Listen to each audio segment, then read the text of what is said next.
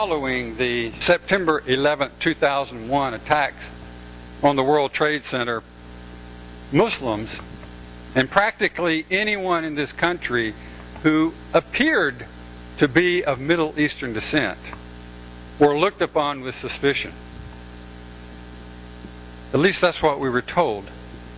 We were told that all of us were doing that we were all looking upon anyone of Middle Eastern descent with suspicion, and we were also told that we should be afraid of people. Valerie Carr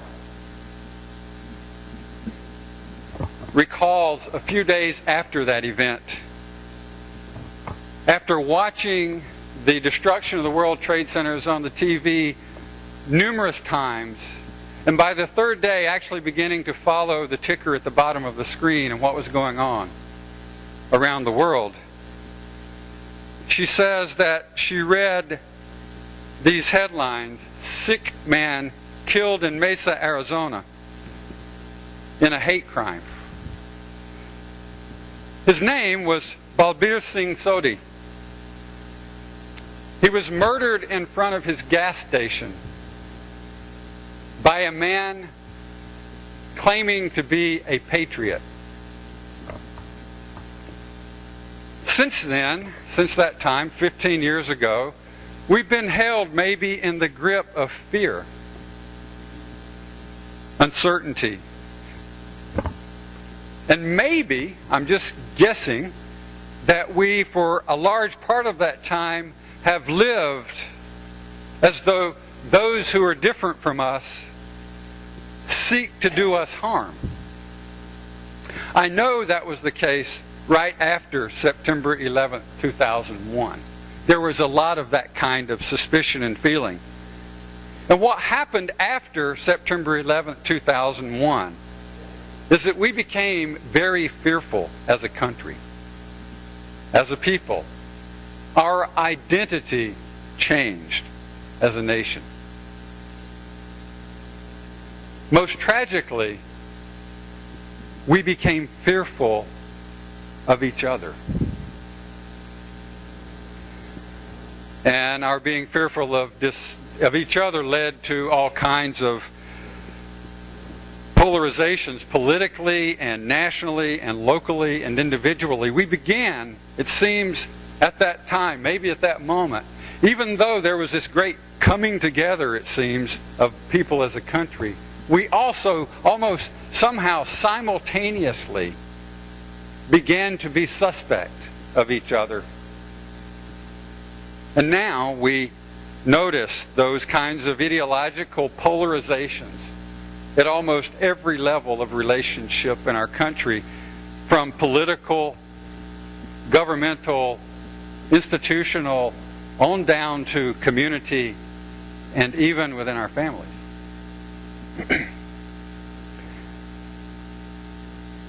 You might say that to the degree that this kind of polarization has happened in our country, to the degree that we still prejudge others based on the color of their skin or how they appear or whatever appears to be their religious association, to that degree, then the terrorists who attacked the World Trade Centers have won. To the degree that we still prejudge others who are different and separate our peace from their well-being, to that degree we still carry hate. Why? Why do we still carry hate? Well, someone said this morning in our discussion group, you know, we don't hate Japanese people anymore, even though Pearl Harbor happened. And that was a long time ago. It was a word of hope to me that maybe there's a day when we can be able to let go of some of the hate that we still have, many of us, for others, not only in other countries, but in our own country. But sometimes that hate is based on false information. Now, would you agree, rationally speaking, that if we hate somebody or someone, and that hate is based on false information, then we ought to let go of the hate, right? I mean, doesn't that make sense logically? I don't know. Or is hate stronger than logic? But doesn't it... Give me some feedback here. Does it make sense that if our hatred is based on false information, then shouldn't we let go of the hate? Okay, good, thank you. Amens will be nice too. For instance, if you believe that most people who perpetrate acts of terror against the United States are of a certain religious belief or skin color, what if that's false information? So let me give you some statistics. 10-year average of deadly attacks since 9/11/2001. The 10-year average number of Americans killed by Islamic jihadists is 2. The number of Americans in that same 10-year average killed by far right-wing terrorists is 5. And the number of Americans killed by all Islamic jihadists, including U.S. citizens, is 9. 9 people. On the other hand, 21 people in that same period have died at the hands of armed toddlers. I'm just trying to put things in perspective for you.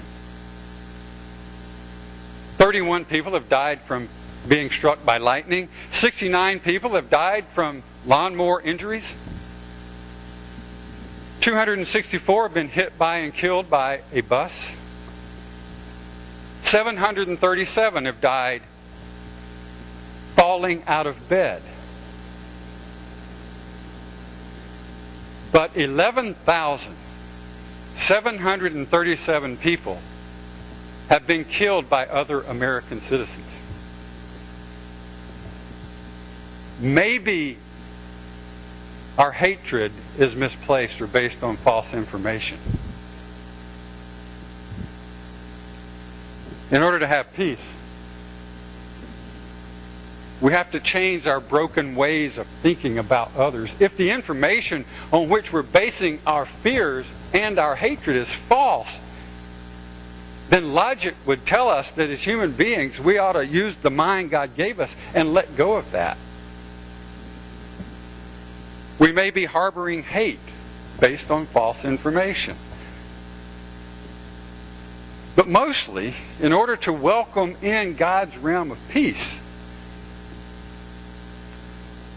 we have to let go of prejudice and hate. Period. Letting go is hard, though. There's a story of 2 monks who were walking through the woods to temple, and in the woods they came upon a stream that needed to be crossed. And at the stream, on the bank of the stream, was a beautiful young woman dressed in silk. She needed to cross the stream. Without even thinking about it, the elder monk looked at her as if to suggest, "I'll be happy to take you across the stream." Shocked she was, but she obliged and said, "Okay." And he picked her up and put her on his shoulders, to the dismay of the younger monk, who could not fathom how in the world he could bring himself against his vows to not only look at a woman, but to actually touch her, because it was against their vows. So he follows behind the older monk in tow, almost swearing to himself, shaking his head, "I can't understand this. This is how can he be doing this?" They get to the other side of the stream, and the elder monk sets the lady down. She thanks him, acknowledges his gratitude for his effort, and she goes on her way. The monks go on their way. The younger monk steaming still about this. And he says to the older monk, "I can't believe you did that. You broke your vows.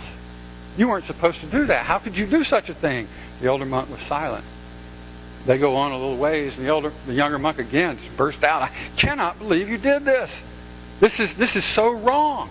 How could you do this?" The older monk, meanwhile, goes on in silence. And then a third time, the younger monk says to the elder monk, I cannot believe you did this. Why did you do this? You won't be fit to go into temple.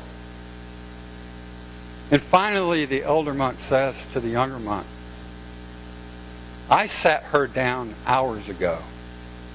Why are you still carrying her? It's hard, because it's hard to put things down sometimes.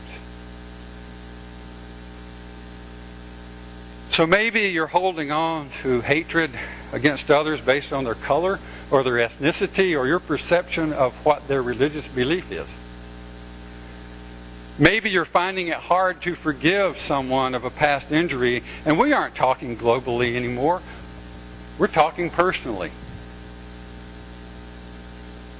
I'm not going to ask for a show of hands, but I'm just guessing that there's some of us here, myself included, who would have to raise my hand if asked to do so about harboring hate or unforgiveness for someone in my life. Not someone that I don't know, but someone whose name I know very well, or one's. That's human. We have those kinds of thoughts and feelings. It isn't that we don't have those. It's what do we do with those? How do we respond to those? If we're finding it hard to forgive, then we can either hang on to that or we can let it go. Only one way leads us to peace. And that's a way not unlike what Jesus says when Peter comes to him and says, Lord, how often should I forgive someone? Now I know, let me stop there, because I'm not sure I'm ready to forgive the perpetrators who did the violence in the World Trade Center collapses. I have to own that. But I also have to recognize that it wasn't a lot of the people that got blamed for it. But it was a group of people, maybe within a group, maybe within another group, who were responsible for that. So I don't know if we're ready. I don't think we're ready as a country yet to let go of that. I'm not sure we're ready as a country to find a way for peace either. Because we are so entrenched in a mechanism of military might. How do we change that? Maybe it begins with forgiveness. Jesus said the kingdom of heaven could be, well, first of all, when Peter says, how many times must I forgive? 7 times. What does Jesus say? Not 7. 70 times 7. Did he mean, what is that, 490 times? Is that what he meant? We just check it off. When we get to 490, we can X them for life, right? No. What he means is you have to forgive as often as is necessary. He goes on to tell a story about a debt. He says there was a king who had many debtors and one who owed him millions. And the king called the one in who owed him millions of dollars and said to him, I need you to pay this debt now. I'm calling in your debt. Take the man's possessions, take his wife and family, put him in prison until he can pay his debt. The man drops to his knees, begs for mercy from the king. And upon seeing this, the king says to him, the man says, I'll pay you everything I owe you. Just give me more time. The king does even better than that, though. He says, in fact, release the man. I'll have mercy on him. Forgive his debt. Man was overjoyed. Then he goes out and he finds someone who owes him a couple $1,000s. And he says to that servant, I'm calling in your debt. And the servant drops to his knees and says, "Please have mercy on me. I will pay you every penny I owe you. Only give me time." But the servant who had been forgiven had no mercy. And he said to the servant who owed him a couple $1,000s, "No. Take his possessions, take his wife and children, put him in prison until he can pay the debt." Well, some of the other servants heard about this. They went to the king and told the king what had happened, whereupon the king called in the man whose debt he had forgiven. And he said to him, "You hateful servant, I forgave your debt. Should you not also forgive the debt of others?"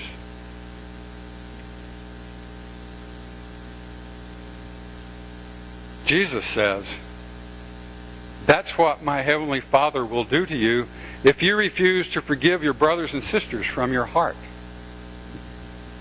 Those are not my words, thank goodness. Those are Jesus' words. I'm not sure Jesus is right on that, though. I'm just not. And here's why. Yes, you see this. You see this, the storm coming, right? All this is going to fall at some point, right? Yeah. That's what's going to happen. I'm not sure Jesus was right on this, though. That God would torture those who can't forgive. I don't believe that's God's nature. What I do know, though, is that if we can't forgive, we torture ourselves. There's nothing better than licking our wounds. Wounds of hatred. Wounds of aggression. Wounds of anger. Why are we still holding on to that which doesn't bring peace in our lives? Why do we cling so closely to that weighs us down? If you're bitter and you're critical and you're angry, then you probably have some forgiving to do.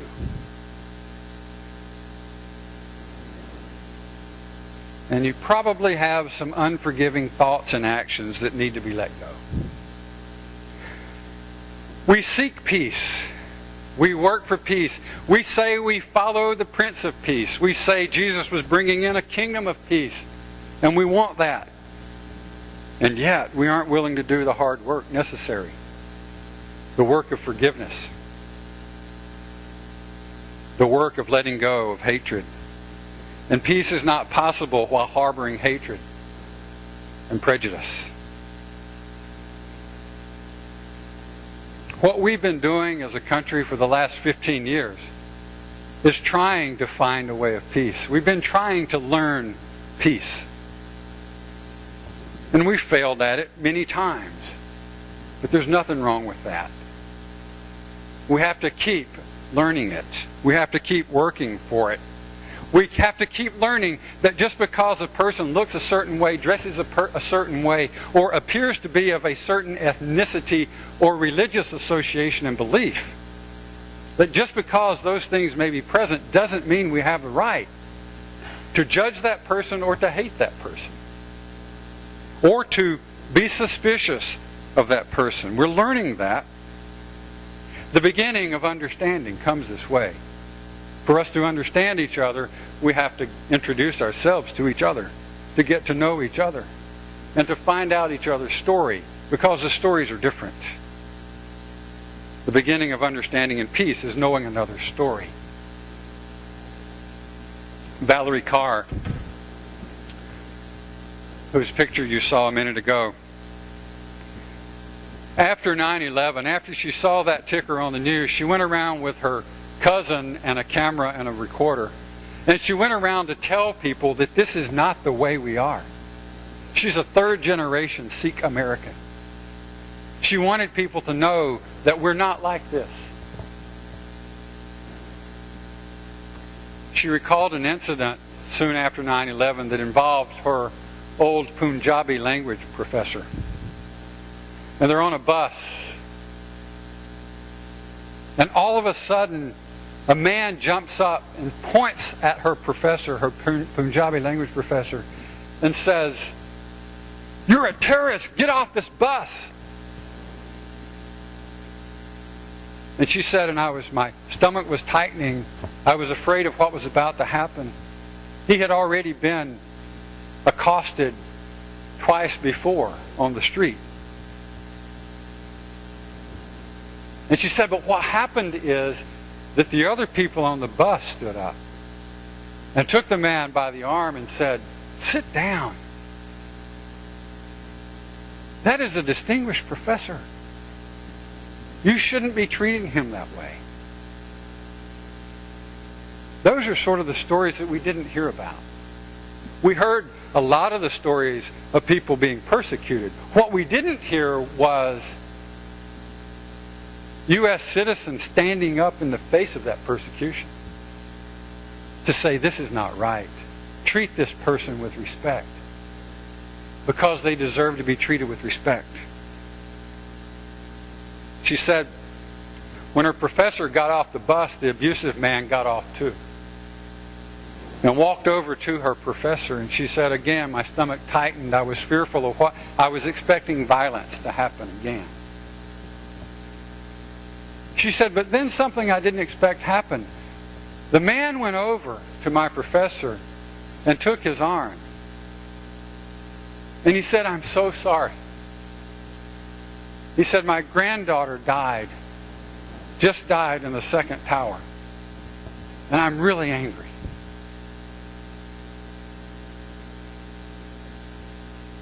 But he understood that the professor didn't have anything to do with that.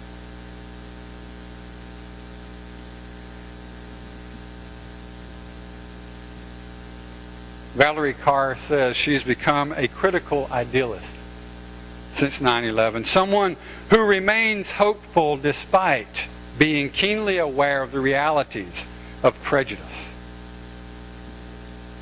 She says just as the passengers on the bus helped her professor, it's often the small acts of ordinary people that define American identity.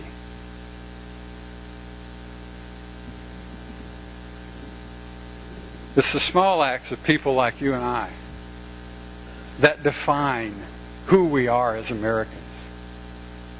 And we can be defined by prejudice and hatred and mistrust and suspicion. Or we can be defined by what we call the gospel of Jesus Christ and the way of peace and understanding. We can be defined by hatred and prejudice and fear, or we can be defined by letting go of hate and defining ourselves following the way of Christ's forgiveness and peace. So, what will we do? Will we keep holding on to our prejudice and hate and our fear? And not just for people of other colors. Not just people of other religious beliefs. What about,